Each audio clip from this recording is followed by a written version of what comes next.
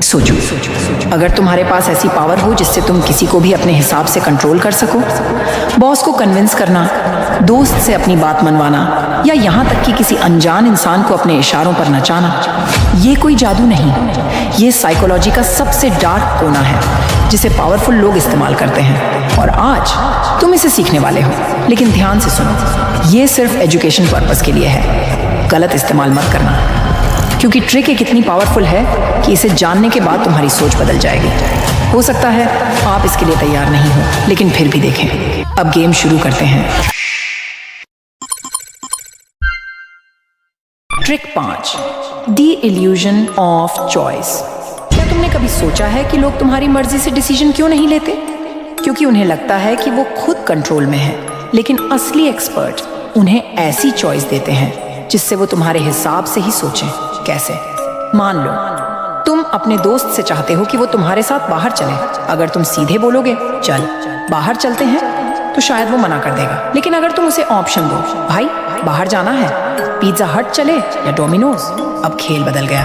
अब उसे लग रहा है कि वो खुद डिसाइड कर रहा है, लेकिन सच में तुमने ही उसकी चॉइस लिमिट कर दी और वो किसी भी हाल में हाँ बोल देगा। यही टेक्निक बड़े ब्रांड्स, बिजनेस और पॉलिटिशियन इस्तेमाल करते हैं।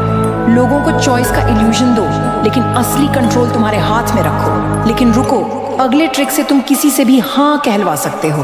Trick 4, the yes ladder technique. अगर तुम्हें किसी से बड़ा फेवर चाहिए तो सीधा मांगने पर मना कर देगा, लेकिन अगर तुम छोटे छोटे हाँ बुलवाते जाओ तो उसका दिमाग धीरे धीरे तुम्हारी रिक्वेस्ट को एक्सेप्ट करने लगेगा। कैसे? सोचो, तुम अपनी कंपनी में प्रमोशन चाहते हो। अगर तुम सीधे जाकर बॉस से कहो सर मुझे प्रमोशन चाहिए, तो बॉस का जवाब होगा अभी नहीं, अगले साल देखते हैं। लेकिन अगर तुम इसे यस लैडर से अप्रोच करो, पहले छोटा फेवर मांगो, सर क्या मुझे इस नए क्लाइंट मीटिंग का हिस्सा बनाया जा सकता है? मैं थोड़ा एक्सपीरियंस लेना चाहता हूँ। अब थोड़ा बड़ा स्टेप, सर क्या मैं इस प्रोजेक्ट के कुछ एक्स्ट्रा रिस्पॉन्सिबिलिटीज ले सकता हूँ? अब बॉस को हाँ कहने की आदत पड़ चुकी है। सर क्या मैं लीडरशिप वर्कशॉप में जा सकता हूँ? इससे मेरी स्किल्स और बेहतर होंगी। अब आखिरी स्टेप, सर मैंने इस साल एक्स्ट्रा जिम्मेदारियां उठाई हैं, क्लाइंट्स भी खुश हैं, क्या अब मेरी प्रमोशन अप्लाई करने की संभावना बन सकती है? अब क्या होगा? बॉस पहले ही 3 से 4 बार हाँ बोल चुका है, तो अब तुम्हारी प्रमोशन की रिक्वेस्ट पर नहीं कहना मुश्किल हो जाएगा। उसे भी महसूस होगा कि तुमने धीरे धीरे अपनी वैल्यू दिखा दी है और प्रमोशन के लायक बन चुके हो। यही ट्रिक सेल्समैन, पॉलिटिशियन और लीडर्स यूज करते हैं। लोगों को छोटे छोटे हाँ बुलवाने की आदत डालो, फिर बड़ा फेवर मांगो। अगले ट्रिक से तुम किसी का भी गिल्टी बटन दबा सकते हो। Trick 3, the guilt trap. लोग हमेशा लॉजिकल नहीं होते, लेकिन इमोशनल जरूर होते हैं, और अगर तुम किसी को गिल्टी फील करा दो तो वो तुम्हारी बात मानने पर मजबूर हो जाएगा। कैसे? अगर तुम किसी से उसकी गाड़ी मांगना चाहते हो तो सीधा मत मांगो, भाई क्या मैं तेरी कार ले सकता हूँ? 90% लोग मना कर देंगे। बल्कि ये कहो, यार मैंने हमेशा तेरी हेल्प की है, पिछली बार तुझे 2000 रुपये दिए थे, याद है? अब बस एक छोटा सा फेवर चाहिए, कार मिल सकती है। अब सामने वाले को गिल्ट फील होगा कि उसने तुमसे पहले हेल्प ली थी और वो ना नहीं कह पाएगा। अगले ट्रिक से तुम किसी की भी मेमोरी को बदल सकते हो।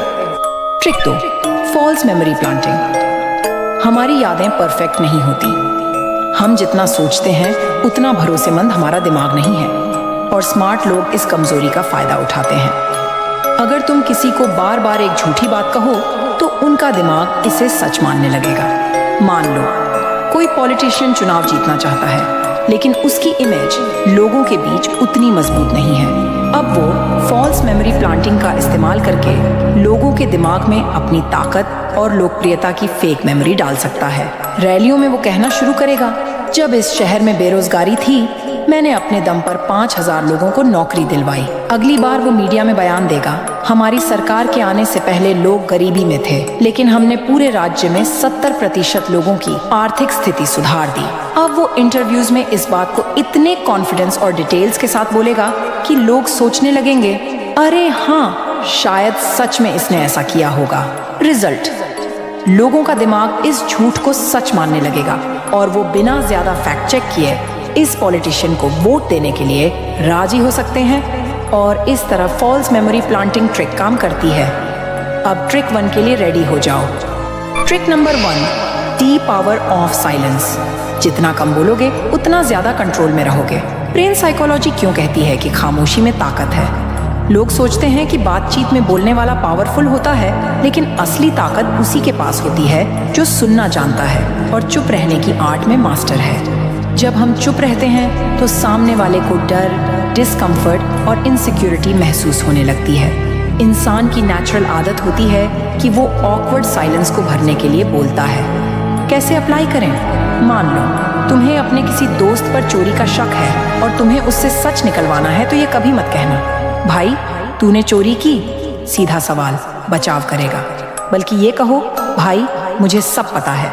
फिर चुप रहो।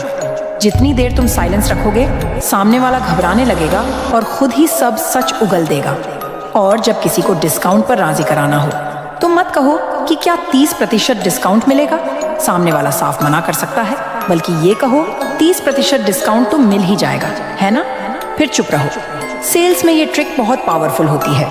जैसे ही तुम चुप रहोगे, सामने वाला खुद ही डील क्लोज करने के लिए हाँ बोल देगा। जब किसी डिबेट में जीतना हो, अगर तुम्हारा कोई दोस्त या दुश्मन बहस में कुछ भी तर्क दे रहा हो, तो बजाय बहस करने के बस चुपचाप उसकी आंखों में देखो और मुस्कुराओ। सामने वाला खुद ही सेल्फ डाउट में अपने पॉइंट को कमजोर कर देगा। जब किसी को अपनी इंपॉर्टेंस दिखानी हो, कम बोलो, सोच समझ कर बोलो। अब ध्यान से सुनो। शायद हमसे फिर मुलाकात ना हो। ज्वाइन करो कोर माइंड और सीखो लोगों को कंट्रोल करना।